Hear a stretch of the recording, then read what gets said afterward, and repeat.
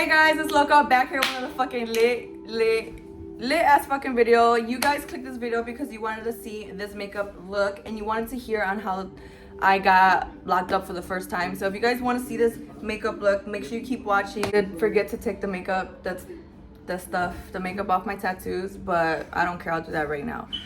If you guys have not already voted, make sure you guys vote for me to be on the front cover Ink magazine. I would really appreciate it. It's on my feed page, it's on my Instagram, and it's also on my YouTube. No, my Instagram, my Twitter, Snapchat, and TikTok. So you guys can go follow me on all those social medias. Also, you guys can go in the bio and click the link to vote for me. Please, it's only $1 per vote. It would mean the world to me if you guys just voted just one time. It's just $1. The money does not go to me, it goes to the company. And I will have a chance to win $25,000 and a free tattoo session with Ryan something. He or she's a good tattoo artist.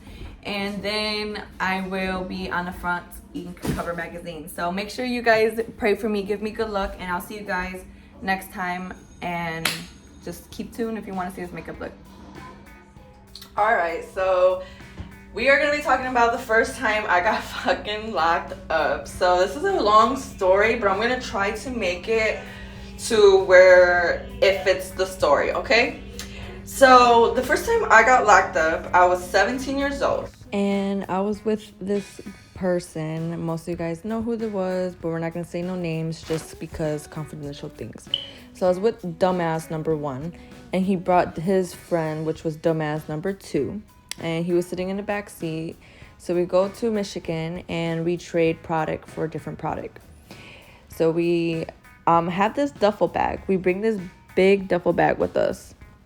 Reminding you, the duffel bag is all black, and the duffel bag kind of looks like a softball bag, like a gym bag. So it's pretty big, and it's filled to the top with product that we're bringing to Michigan. Okay? So from Illinois to Michigan, it was about, I don't even remember how long it was. It was like, what, 2 hours, an hour? I don't even remember. 3 hours? I don't remember. But we get to Michigan, you know, we trade products. So it's like, you know, we're doing business there. So like we hang out for a little bit, you know, smoke up, stuff like that. And if y'all can hear the stove in the back, my bad. That's just the stove. I'm boiling hot water because right now the hot water is out. So yeah, we go to Michigan and we're chilling there for a little bit. We did our business, but we wanted just to chill there for a little bit.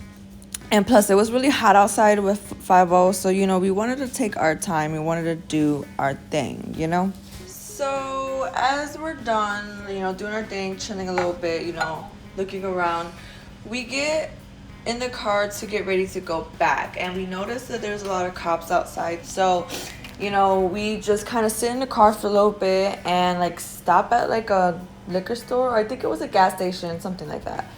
And we just stood there for a couple hours, and then we decided to drive back home. Now I was in the passenger seat, and dummy 1 was in driving, and then dummy 2 was in the back seat with the duffel bag. And like I said, reminding you, the bag is pretty big. So the bag was also black. The color of the bag was black. Now, I fall asleep in the passenger seat. My feet is on the dashboard.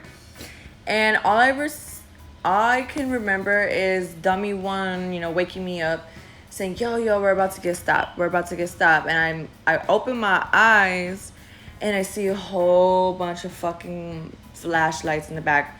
Like the red lights, the red and blue lights, like just the fucking cop car lights, fuck, I can't speak. So we're like, fuck. So he is not pulling over. He's waking up dummy 2 in the back seat, right?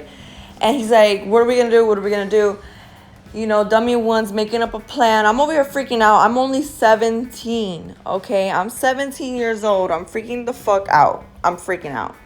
At this point, I'm like, yep, I'm gone, because I'm saying product, but y'all didn't know what's, what I'm saying? So what's in the bag, and it could be for a couple years for me going to wait, basically. That's what I'm trying to say. So he decided, okay, he's telling dummy 2. Dummy 1's telling dummy 2, all right, we're going to stop by the forest. And once I stop, you're going to bolt with the duffel bag and you're going to go into the forest. And that's exactly what he does. So he gets out the car and he runs. He runs out the car and he runs straight into the forest with the duffel bag. As soon as the cops see somebody just bolting out of the car, that's a runaway. So, they call back up. They put the mics on and they're like, get out the fucking car. They didn't say get out the fucking car, but they're like, get out the car. Put your hands up behind your head and start walking backwards. No, they say put your hands up, walk backwards, put your hands behind your head, on the floor. All that shit. They put me and him in the handcuffs and we're in the backseat of the car and we're looking at each other, right? We're looking at each other and I'm crying. I'm like, yo, this is it. I'm going away. He's like, I'm going away for life. This is my 3rd strike. And I'm like, in my head, I'm like, this is a real, at the time, I thought this was like a real love, true story. Like, what the fuck? But, he's basically like, they're going to find a duffel bag. They're going to find him. It's over with. Like, it's over with for us. And what we told the cops is that we don't know who he was. He just had this bag with him and he wanted to ride with us. So we were just picking him up the side of the road and giving this, this random guy a ride back home. And it was the same direction we were going to. So we're in the car, we're crying. They bring gang units. They bring fucking 5 fucking cop cars. And then they also bring K9. So they bring a whole bunch of dogs. So there's a whole bunch of dogs, guards. People are going through the forest looking for dummy 2. So at this point, we knew we were going to get caught. We're like, fuck, that's it. To me, I was probably going to serve about probably about a year, maybe 2 years, and then spend a year on parole because it would be my first offense at 17. But still, it was such a big case that we would have got caught for. So look, they bring him out with handcuffs, okay? And me and him look at each other in the backseat like happy as hell because they bring him out with no duffel bag. No duffel bag. So I'm like happy and then he's like, shh, stop. Like, don't make it obvious. I'm like, okay. Reminding you, I'm not I'm 17, I thought I was a G, you feel me?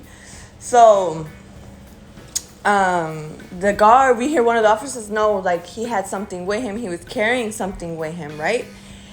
And so the guards go back. The K9 unit goes back into the forest, and we're just waiting. It's basically just, it's a waiting game at this moment. It's either if they're going to find it or they're not going to find it. It's a 50-50 chance that they're going to find it or not. So one of the officers come out of the forest, and they bring out this black sweater. And this dummy number 2 wasn't so fucking dummy because he was wearing a black sweater, but what he did was stash the bag, then took his sweater off to make it look like that was what he was carrying. So when the officer came out with his black sweater and not the duffel bag, and they were like, oh, was this what he was carrying? The other officer was just like, oh, I guess so. He just didn't realize that he was wearing black either.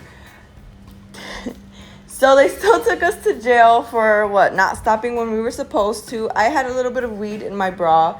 And and other dude got charged for running away. But the main thing was that they didn't find that duffel bag. They never found the duffel bag full of product. And we would have serving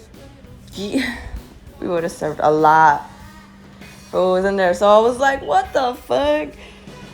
I don't know. It was a long time ago. I was 17. So look, they arrested us and I go to jail. They booked me, I don't really remember the first time I went, but it was a little foggy. But I was in the cell, right? And I was in the cell with this one girl. I was in a holding cell. In the holding cell, you can see everybody who's in the holding cells. So there's some people who are coming off of drugs. Some people are naked because they're having the shivers. There's people screaming, moaning, So there's people showing their pussy to other nigga, like there's girls and boys mixed. You can see guys in themselves and you can see the women in themselves, basically. And it's like, I'm like, in Chicago, I don't think it's like this over here, because, excuse me, are men and females supposed to be, I didn't, it was my first time getting locked up, not even locked up, just arrested. And I was devastated. I knew I was a 17-year-old girl. I acted hard as hell. Now, let me tell you, and I don't care, you can call me a little bitch. Anybody can sit here and call me a little bitch if you want, but I acted hard as hell. The first time I got arrested and I laid down on that fucking metal ass bed with that thin ass fucking mattress, I cried like a fucking bitch. I cried like a bitch. I begged officers to let me out. I wanted to go out, this and that. They didn't even have, like, the fact was, like, they had nothing against us. Like, it was basically just like the time, it's like a holding period at this time, because we just didn't stop when they arrested us. So they didn't know we had a duffel bag. They didn't know anything. And I had weed in my bra, so I had to stay there a little longer because I was 17 and I was an adult yet in Michigan. So that was just fucking stupid, to be honest. I had to share this I shared my room with this black girl, and she was pregnant, and she got arrested for doing drugs or shooting up, I think, while pregnant. And so she was sharing a cell with me, and I was crying, and she was like, girl, stop crying. She kind of like, helped me through it. She low-key kind of like made it better for me, kind of like gave me comfort. And while I was in there, I was just sitting there and thinking to myself, like, all the people I bullied before, calling them little bitches, acting so hard, and I'm like looking myself in this mirror, across from the bed, and I'm looking at myself, I'm like, you're a little bitch, bro. Like, I don't know, like, I felt like at that moment before I put on a show for people, and I could admit that. I was a little bitch in there, and it was my first time getting arrested, so you have to keep that in mind as well. But I definitely did feel like a little bitch, and I cried for 12 hours straight, ain't gonna lie.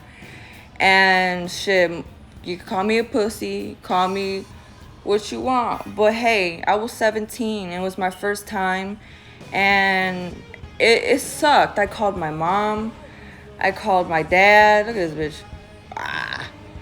I called everybody, and everyone was sleeping, but in that time I felt like nobody was there for me. Nobody answered the phone. Dummy one got out. He made bail, and I didn't think he was gonna come back for me. Honestly, I thought he was going to leave me in there, and it was about 3 hours till he came back and bonded me out. But I was a little bitch in there. The moral of the story is, don't act something that you're not, And I definitely learned that, and I feel like some people still think I act a certain way, but this is literally how I am. The way I talk, the way I move, what I post, this is me. A lot of people don't like me. A lot of you guys won't like me. A lot of you guys do love me. But this is me. And I'm not going to change for nobody but myself and my kids. You can't force nobody to change. But that was the first time I got locked up. Well, got arrested. Man, after that, I'm going to tell you something. When I got arrested for the first time, to this day, I'm going to tell you this right now. I am not the G I thought I was. But don't get me wrong, I have other stories where I got locked up after that. I have hella stories. So definitely getting locked up kind of made me more stronger, which isn't a good thing. So don't take that route to get strong or be, strong-minded. Just, I learned from my mistakes, but y'all don't have to learn from your mistakes. You don't have to make the mistake to learn from it. You can choose the other way around. Like my sisters did, They grew up in not a good environment, and they chose the wrong life. They chose the best life as possible. I eventually just chose the different life. I chose the life I was raised around. So everybody can do it. Just takes a strong woman. I hope you guys like this video. I hope you guys want more. Alright guys, that was it for today's YouTube video. I didn't take the makeup off of my tattoos because I just didn't feel like it. If you guys like my hair, make sure you comment down below if you want me to do a tutorial on my hair. If you like this video, make sure you give it a big thumbs up, subscribe to Loca's channel, hit that bell button to get all the notifications every time Loca posts a video. I see you guys next time, and make sure you guys fucking vote for me. I'm not kidding. Love you guys. See you next time. Bye.